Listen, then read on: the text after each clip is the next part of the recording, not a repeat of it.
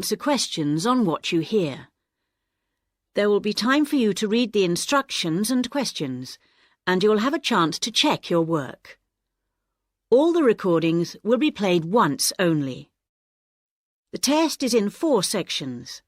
At the end of the real test, you will be given 10 minutes to transfer your answers to an answer sheet. Now turn to Section 1. Section 1. You will hear a conversation between an optometrist and a patient who has come for an eye test. First, you have some time to look at questions 1 to 6.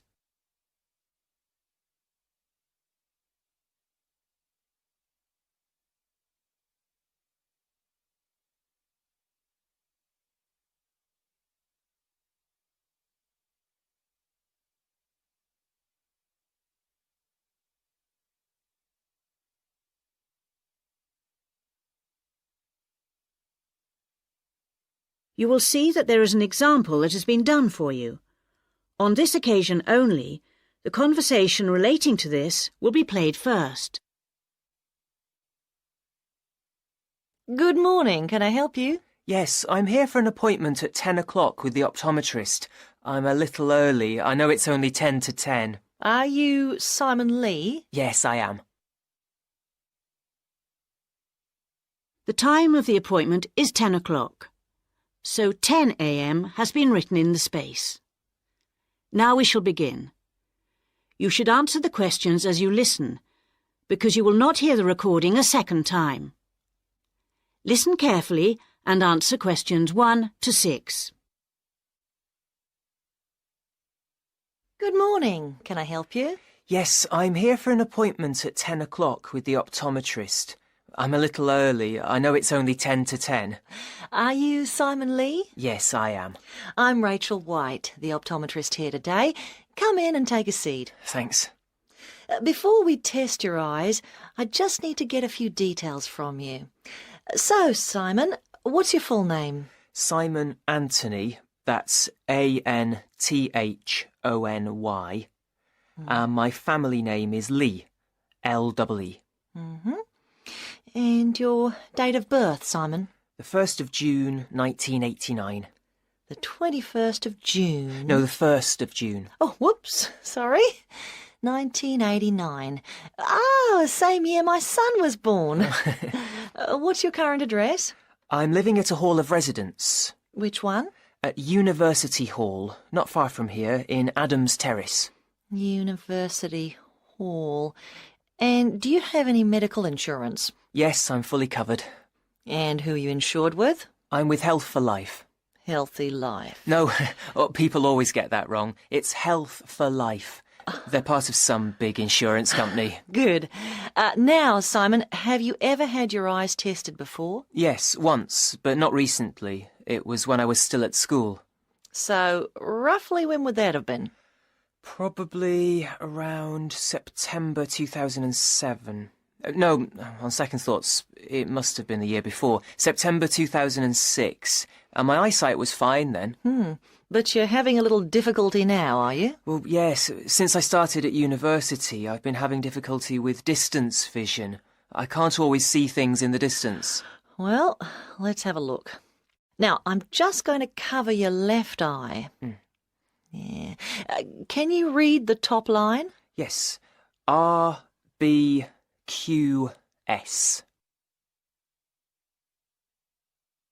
Before you hear the rest of the conversation, you have some time to look at questions 7 to 10.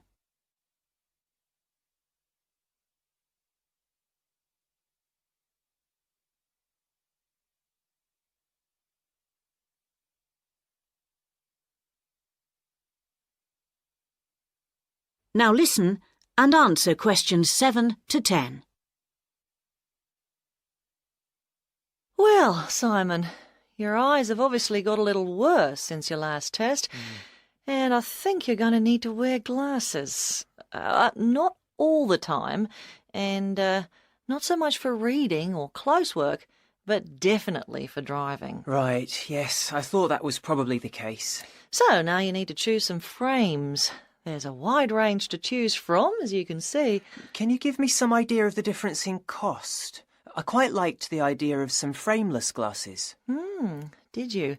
Well, the prices vary enormously, like everything, but the frameless ones are the most expensive. The cheapest are the ones with the full frame. Perhaps I'd better go for those. Or why not try these ones with the half frame? They're not too bad. Yes, they look quite nice, and they're strong. Far less likely to break than the frameless ones. Oh, that's a good point. OK, I think I'll take those ones. If you pop back next Monday, I should have them ready for you, and you can pay for them when you pick them up. Thanks very much. Can I pay by credit card? You can, but there'll be a slight charge if you do that. Right, I'll pay by cash then, if you don't mind. No problem. Cash, credit card, debit card, all the same to us. See you on Monday. That is the end of section 1. You now have half a minute to check your answers.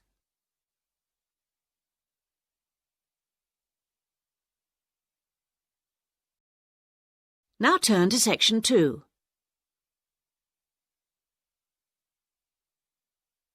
Section 2. You will hear an extract from an audio guide to the Taj Mahal. First, you have some time to look at questions 11 to 16.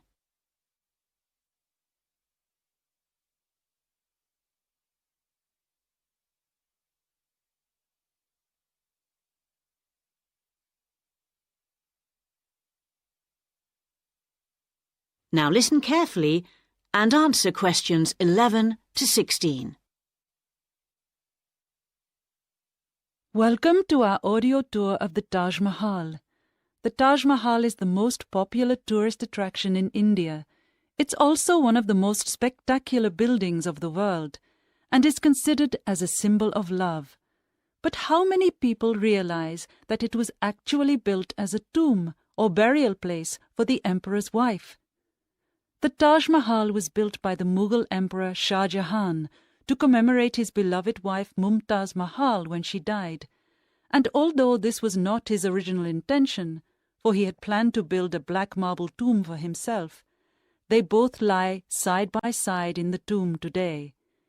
Emperor Shah Jahan's two greatest passions were architecture and jewelry, and both are represented here in all their splendor.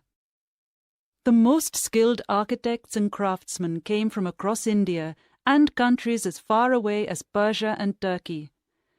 Much of the structure was built in white marble that was carried by 1,000 elephants all the way from the Indian region of Rajasthan, some 300 kilometers away. Crystal and jade came from China, sapphires from Sri Lanka, and turquoise from Tibet. But there's a lot more to the Taj Mahal than just the tomb. So let's have a look at the overall plan before we take a walk through the magnificent gardens. Your tour begins here at the point marked with an X on the plan. This is known as the main gateway. Walk through the gate and you come into an elaborate garden. There are 2 marble canals studded with fountains which cross in the center of the garden, dividing it into 4 equal squares. Each of these 4 quarters is then subdivided into flower beds, so there are 16 flower beds altogether. The tomb stands majestically at the north end, not in the center, as you might have expected. Instead, at the center of the garden, halfway between the tomb and the gateway, there's a raised pond which provides a reflection of the Taj Mahal. It's a magnificent sight. On either side of the tomb, there are buildings made of red sandstone. The one to the west, to the left on our plan, is a mosque. It faces towards Mecca and is used for prayer. On the east side of the Taj is a building known as the Rest House. It's like the twin of the mosque, but because it faces away from Mecca, it was never used for prayer. Before you hear the rest of the guide, you have some time to look at questions 17 to 20.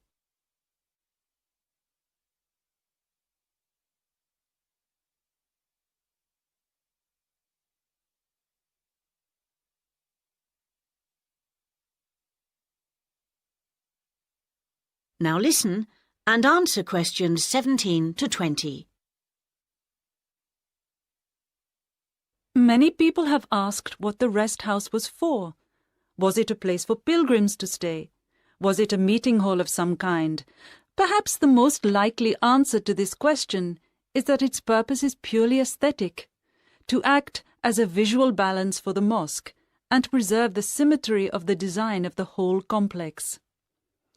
Let's have a look at some of the engineering features of the garden. For one thing, they require a constant supply of running water. When it was built, water was drawn from the river manually, using an elaborate rope and bucket system, pulled by a team of bullocks. The water was then brought through a broad water channel and held in a number of supply tanks.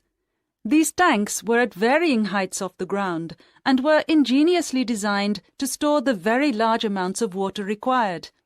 Using an elaborate system of underground pipes, the water was then distributed from the supply tanks to each of the fountains. To ensure that the water pressure was the same throughout the garden, there was a copper pot under each fountain connected to the water supply. It was undoubtedly a brilliant system. That is the end of section 2. You now have half a minute to check your answers.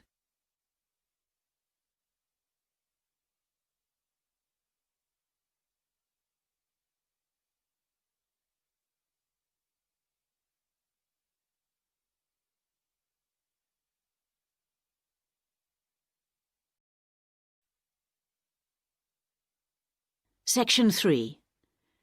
You will hear a tutor and 2 students discussing the crop rice. First, you have some time to look at questions 21 to 24.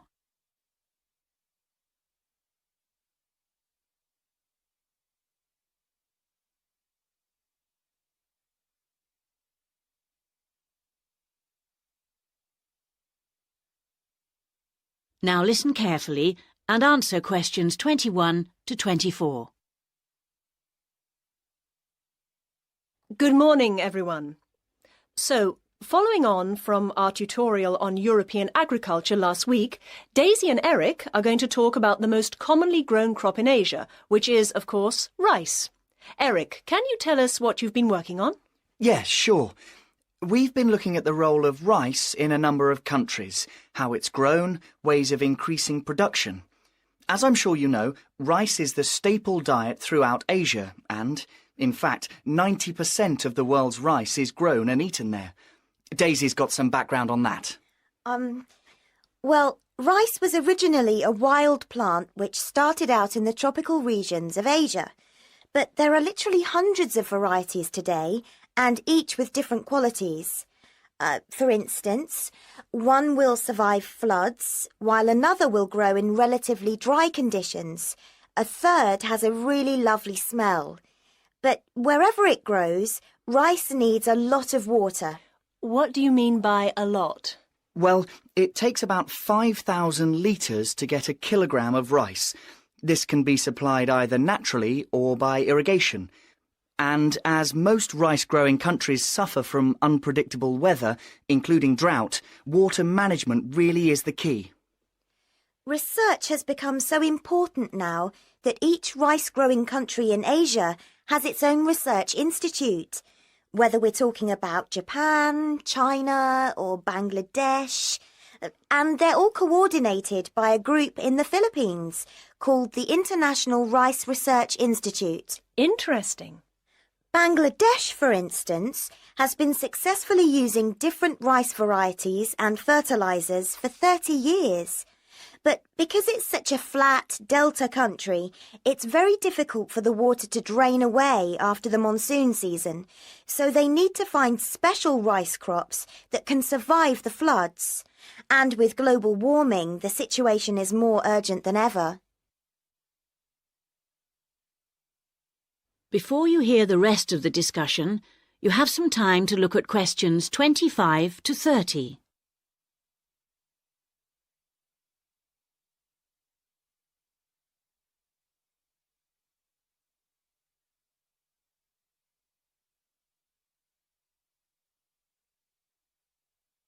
Now listen and answer questions 25 to 30. Now I'd like to move on to our comparative study. As you can imagine, China is the world's biggest rice-producing country. Collectively, the Chinese people probably eat more than 3 billion bowls of rice every day. Quite a statistic. And of course, rice plays an important cultural role too. We then compared China to Thailand.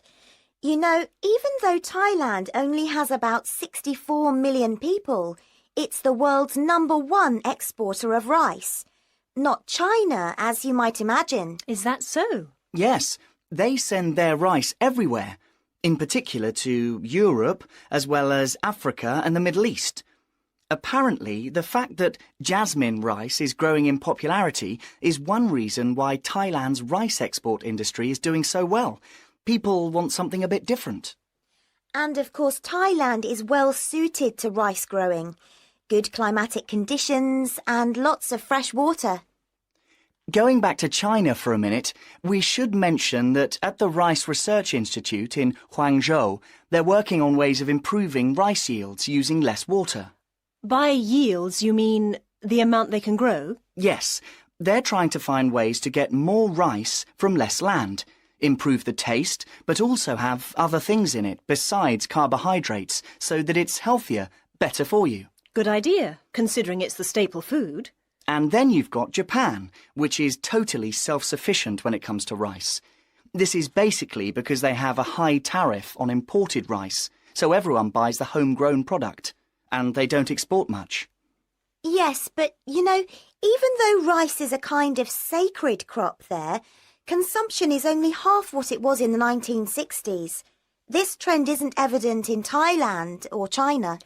Interesting that you mentioned how rice is almost sacred in Japan, because I believe in Thailand it also plays an important cultural role. Absolutely. They have the royal ploughing ceremony every year, which the king always attends, and he actually scatters a new stock of seed to the farmers, who pour into Bangkok for the event. What about the global interest in organic farming? Is there such a thing as organically grown rice? Yes, indeed. And the Japanese are getting quite a taste for it, apparently. There's an experimental farm near the city of Akita in the Japanese rice belt, famous for its sake, by the way, which has pioneered organic rice production, and now it's sold all across the country. It's a bit like the recent popularity of jasmine rice in Thailand, but that's for the export market, of course. Interesting how attitudes change, isn't it? That is the end of section 3. You now have half a minute to check your answers.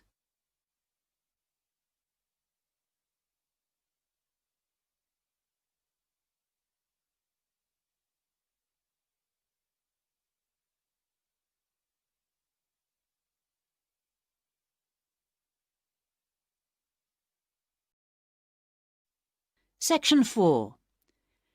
You will hear part of a lecture about writing for radio. First, you have some time to look at questions 31 to 40.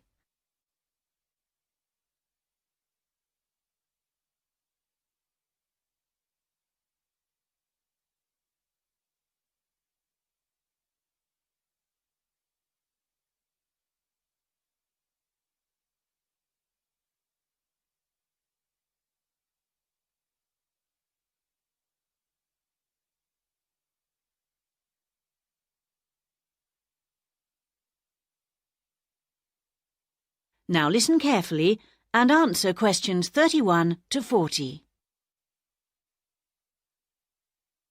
We're going to move on today to look at some of the key principles of writing for radio. Of course, the main thing that you have to remember is that a radio script is not written to be read, but to be spoken and heard. Now, putting this into practice is more difficult than it seems, because writing as we speak involves abandoning many of the normal rules of writing that have been taught to us from an early age. This is because we need to concentrate on how the piece sounds. Written words convey information, but they don't convey the full meaning of what you want to say. They don't tell you what to emphasize, what speed something should be read at, or where the pauses should come. so these have to be indicated in a script. Whatever is said on radio, whether it's a link to a magazine programme, a film review, or even a voice piece in the news, needs to sound as if it's coming from the mind of the speaker, almost like part of a conversation, rather than something that's being read. Before you begin to write, it's a good idea to know who you're talking to visualise a typical member of the radio station's audience. If you're writing a film review for a local audience, for example, think about how you'd tell your grandmother about the film. Or if you're reviewing a pop concert, think about how you'd tell your friend about the band. The words have much more impact if each person feels they're being spoken to directly. So your tone needs to be informal. Rather than using impersonal words like listeners or the audience, you can make it more informal. Include them in what you're saying by referring to us and we. Once you know who you're talking to, the next thing is to work out what you're going to say. Don't forget that the person listening to you has no opportunity to ask questions. And in the same way, you can't repeat what you've just said. For these reasons, it's important that your script is logical and progresses smoothly. Too many facts too close together will cause confusion, so space them out evenly. The best scripts allow listeners to visualise what you're describing. For example, instead of giving the physical dimensions of a field, describe it as being the size of, say, a football pitch. If you're talking about a tall building, relate it to perhaps a 10-storey block of flats. Now, all scripts need something that will grab the attention of the listener. You need something that'll make them say, "Hey, I want to stop and listen to this." So the first sentence has to do this for you. It needs to be intriguing, interesting, and then it needs to be backed up by a second sentence that explains what you're talking about. The last sentence should also give your listeners food for thought and can be in the form of a question or a statement that sums up the item. After you've finished your script, you need to polish it up. And the most effective method of doing this is by reading it aloud. This also helps you to avoid tongue twisters or words that you might find awkward to pronounce. That is the end of section 4. You now have half a minute to check your answers.